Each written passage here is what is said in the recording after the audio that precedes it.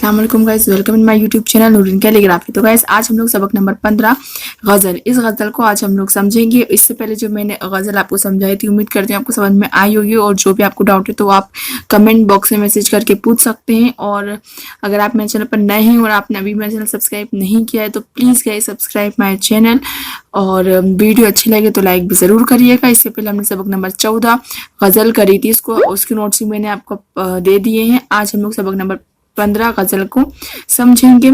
और गाइज जो हमारी वीडियो रहती है तो प्लीज़ देखिए, ये वीडियो रहेगी हमारी मुश्किल से 7 से 8 मिनट की, क्योंकि ये गज़ल हो सकता है इसमें थोड़ा टाइम लग जाए। लेकिन अगर आप 7 से 8 मिनट की ये वीडियो कंप्लीट सुन लोगे तो आपने अगर एक बार ये वीडियो सुन ली है, समझ लिया आपने कि इस गज़ल में क्या कहा गया है, क्या मीनिंग था इसका, किस वर्ड का क्या मीनिंग था, तो आप लोग इजीली क्वेश्चन इससे क्वेश्चन आंसर्स कर सकते हो। और तशरीह करने का कोई सी गज़ल का शेर आ जाए तो आप वो भी कर सकोगे। तो इसलिए इसके लिए ज़रूरी है कि आप पहले इसको अच्छे से समझ लो। तो ये इस वीडियो में आपको एक्सप्लेन करूंगी। चलिए हम स्टार्ट करते हैं हमारा आज का सबक नंबर 15 गज़ल। तो फर्स्ट जो है सिलसिला ज़ख्म ज़ख्म जारी है, ये ज़मीन दूर तक हमारी है। ठीक है, अब जो सिलसिला ज़ख्म मीन्स होता है ज़ख्म का ताल्लुक या ख़ानदानी ज़ख्म। ठीक है, तो सिलसिला ज़ख्म ज़ख्म जारी है, ये ज़मीन जारी है मीन्स रवाए अभी जारी है, जख्म जारी है, रवाए बहता हुआ है, या कुछ भी चीज जारी मीन्स होता है रब जारी है, रवाए।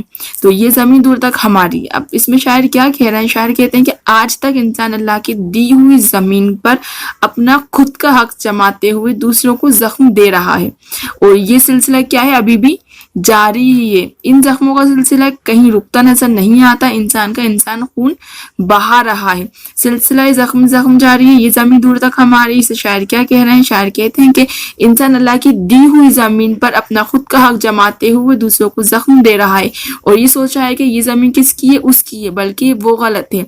ये जमीन किसकी है, ये अल्लाह की दी हुई जमीन है, हम उस पर रह रहे हैं। इसका मतलब ये नहीं है कि ये जमीन हमारी ही हो जाएगी, बल्कि ये किसकी दी हुई है, ये अल्लाह ने हमें दी हुई है, ये अल्लाह की दी हुई जमीन है।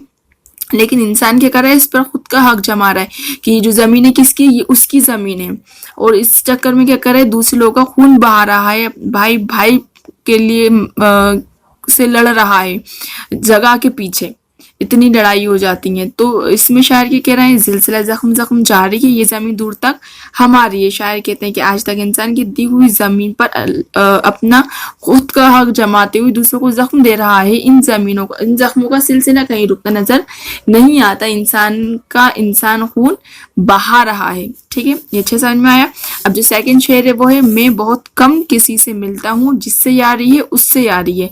अब इसमें शायर क्या कह रहे हैं कि शायर कहते हैं कि मैं बहुत कम लोगों से मिलता हूँ, मेरे दूसरे जो अहबाब भी बहुत कम है, जिन लोगों से मेरी दोस्ती है बस उसी से है।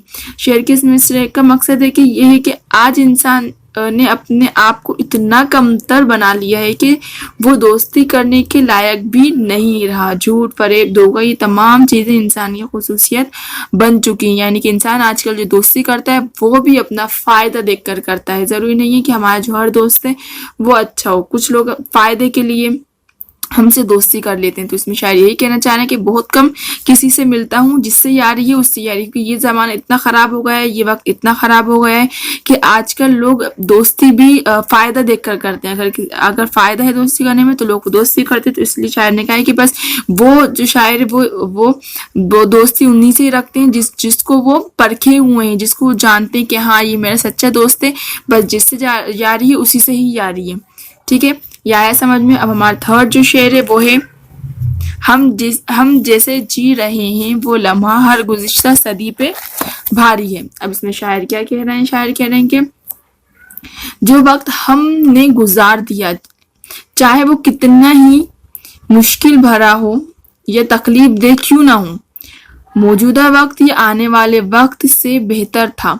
आज दुनिया में चारों तरफ झूठ, धोखा वगैरह के जो हालात पेश नजर यानी हमारे नजर के सामने है, उसने हमारी जिंदगी के हर एक पल को गुजारना इतना मुश्किल कर दिया है कि आज इन हालात की वजह से हमारी जिंदगी का एक एक पल हमें 100 साल अरसे के बराबर महसूस हो रहा है, हम जैसे जी रहे हैं वो लम्हा हर गुज़िश्ता सदी पे भारी है। हम जो लम्हा जी रहे हैं आज का, आज क्योंकि आज का जो वक्त आ गया है वो इतना ख़राब आ गया है, हर तरफ झूठ, धोखा, फरेब, ये सारी चीज़ें हैं। तो ये जो हम लम्हा जी रहे हैं वो हमने जितना भी हमने गुजार दिया उन सब पर ये बहुत भारी है।